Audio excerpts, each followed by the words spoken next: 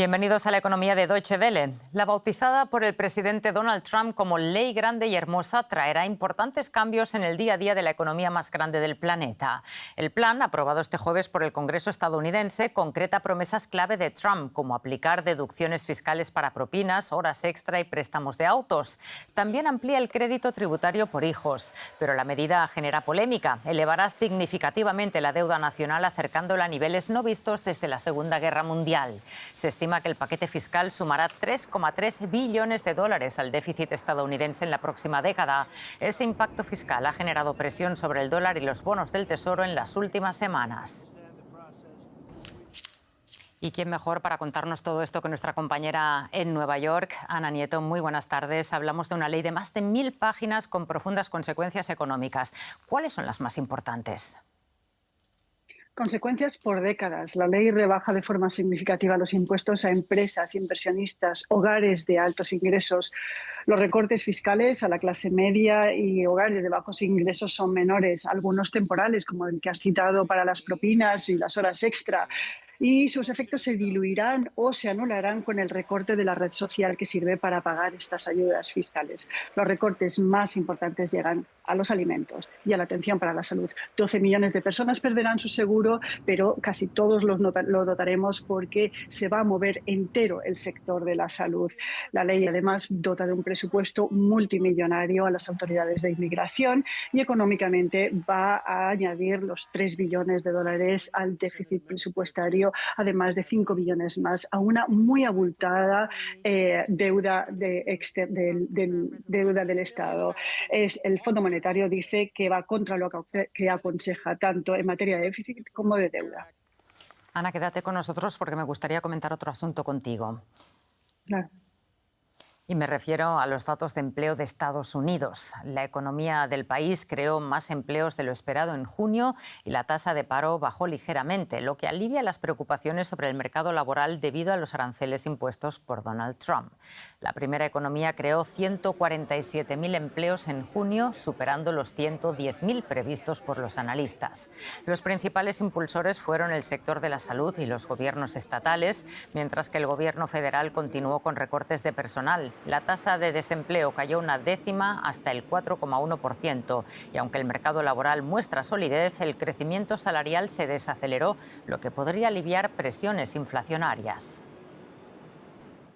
Nuestra compañera tiene más detalles sobre este asunto también. Las previsiones eran pesimistas con respecto al empleo. Ana, ¿está el mercado laboral aún fuerte pese a las incertidumbres? Los economistas creen que en conjunto la cifra de creación de empleo es sólida, pero el detalle de las estadísticas muestra debilidades. El motivo es que las empresas privadas crearon poco empleo, apenas la mitad del total de esos 147.000 nuevos empleos, y eso es atípico. Más aún preocupa el hecho de que casi el 80% de esos nuevos empleos en el sector privado vienen de un solo sector, la salud y la asistencia social. Además, hay crecimiento de contrataciones en hoteles y restaurantes, pero no es mucho cuando estamos en plena temporada de verano y suele haber una alta temporalidad en este sector. Tampoco la creación de empleo es fuerte en la construcción y en la industria. Un mes más se destruye empleo. La incertidumbre con respecto a los aranceles ha activado la cautela de los empleadores y se mantiene. Mientras tanto, el sector público, estados y localidades con contrataciones en el sector de la educación han permitido dar esa solidez al mercado laboral de junio. Gracias, Ana, por contarnos la letra pequeña de estos datos. Gracias, Rosa. Y seguimos en Estados Unidos, porque a pocos días del 9 de julio, la fecha en que el presidente Donald Trump planea endurecer su política arancelaria, los efectos ya se sienten en muchos sectores del país, como en el de la restauración. Desde el champán francés hasta los granos de café latinoamericano, las importaciones clave para el sector se encarecen y muchos locales advierten que no tendrán otra opción que trasladar esos costos a sus clientes. Los aranceles de Trump impactan en los restaurantes de Estados Unidos, que deben pagar más caro por las importaciones de productos tales como el champán de Francia. Y esas subidas terminan golpeando los bolsillos de sus clientes. Vamos a tener que traspasar algunos costos a nuestros clientes, y podría ser de entre 50 centavos o $1 en algunos vinos o bebidas espirituosas o en nuestro menú. Intentamos cubrir los costos de las subidas y no remarcar los precios, pero es muy difícil. Los aranceles no solo impactan en bebidas suntuosas, como el champagne, sino que también afectan a los granos de café que Estados Unidos compra a América Latina. Los restaurantes sufren estas subidas porque las infusiones son muy populares entre los clientes. Hacemos mezclas personalizadas, por lo que nos proveemos de granos de Brasil, de Centroamérica, algunos de Indonesia. Cada país tiene sus propios aranceles, lo que termina impactando en los precios. En los últimos 6 meses hemos visto cómo subió su costo entre un 20 y un 30%. Los gravámenes que impuso Trump están afectando no solo a sus socios comerciales, puertas afuera, sino que también al sector de servicios estadounidense y a sus millones de consumidores. El Mercosur cerró este jueves su cumbre en Buenos Aires con un nuevo acuerdo comercial con la Asociación Europea de Libre Comercio, formada por Suiza, Noruega, Islandia y Liechtenstein. El pacto busca abrir nuevos mercados y se considera un paso clave hacia el tratado con la Unión Europea que el bloque negocia desde hace 30 años y confía cerrar este semestre. La cumbre expuso también divisiones internas. El presidente ultraliberal Javier Milei pidió mayor apertura del bloque y advirtió que Argentina podría firmar acuerdos de forma unilateral. Milei ve al Mercosur como un corset para sus ambiciones de un tratado de libre comercio con Estados Unidos. En contraste, el brasileño Lula da Silva, que asumió la presidencia pro tempore del bloque, apostó por fortalecer lazos con Asia. Lula no se reunió con Milei y, en cambio, visitó a su aliada política Cristina Kirchner, actualmente bajo arresto domiciliario por corrupción. Es la primera cumbre de líderes del Mercosur que le toca a Milei como anfitrión. Nuestro compañero ha seguido la cita en Buenos Aires. Alejandro, buenas tardes. En la antesala, los ministros del Mercosur cerraron un acuerdo comercial con 4 países europeos. Lula allana el camino para un pacto amplio con Europa y Milei hace lo propio, aunque sin perder de vista un futuro pacto comercial con Estados Unidos. Pese a las diferencias, ¿hay avances? Así es, hay avances. Por un lado, los países del Mercosur se pusieron de acuerdo para que cada uno de ellos elija 50 productos para excluirlos del arancel externo común que aplica el Mercosur a las importaciones de fuera del bloque, para ir a negociar con esos 50 productos ante el gobierno de Trump y pedir que rebaje a su vez el gobierno de Trump aranceles a algunos de los productos a los que aplicó el 10% hace pocos meses.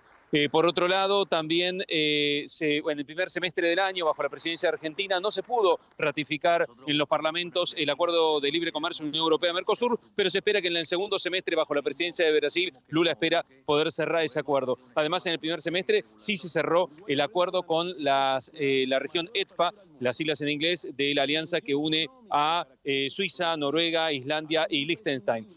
En la cumbre sí, Milei dejó la advertencia que Argentina, después de décadas, se abrazó el camino de la libertad, del libre comercio, quiere el libre comercio con otras regiones y bloques, y le dijo que lo hará acompañado con el Mercosur o solo. Bueno, Alejandro, ¿cuánto ha calado los ánimos el encuentro que tuvo lugar posteriormente entre el presidente brasileño Lula da Silva y la expresidenta Cristina Fernández bajo arresto domiciliario?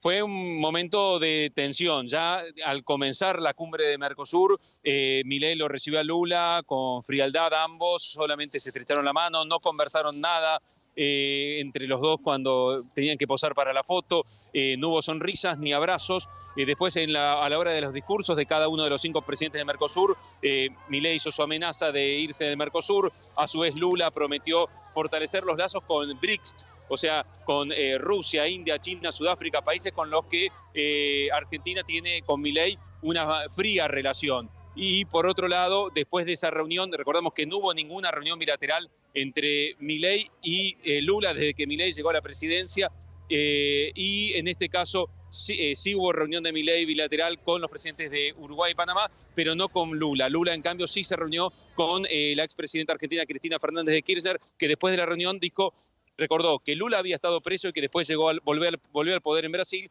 y dijo que la visita había sido no una cuestión personal, sino un acto político de solidaridad. Alejandro, muchísimas gracias por ampliarnos todas estas informaciones. Gracias a ustedes.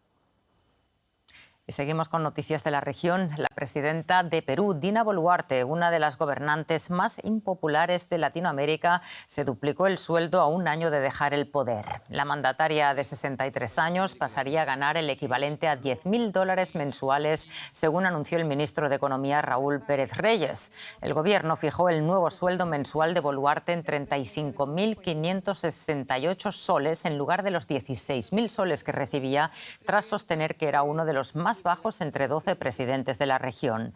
Este nuevo salario equivale a casi 35 veces el sueldo mínimo vigente en Perú y ubica a Boluarte entre los mandatarios mejor pagados de Sudamérica.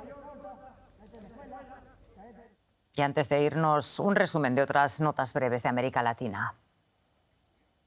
Después de 30 años, Colombia vuelve a ser integrante del Consejo de Organización de las Naciones Unidas para la Alimentación y la Agricultura, la FAO, en una decisión adoptada durante la visita a Roma de la ministra colombiana de Agricultura, Marta Carvajalino. La ministra destacó que el sector agropecuario colombiano creció 8,1% en el último año, cifra que no se registraba en casi 4 décadas. El 46% de Cuba debía sufrir este jueves apagones simultáneos durante el horario de mayor demanda en la tarde y noche, según las previsiones de la empresa estatal Unión Eléctrica. La crisis energética, que se ha agravado desde mediados del año pasado, se traduce en cortes de luz que en algunas regiones superan las 20 horas diarias, incluso en grandes ciudades como Santiago de Cuba y Holguín. Y aquí ponemos punto final a este espacio de economía. Pueden ver estas y otras noticias en nuestras redes sociales. Les invito a que sigan aquí con nosotros en DW. En nombre de todo el equipo, gracias por su atención y confianza.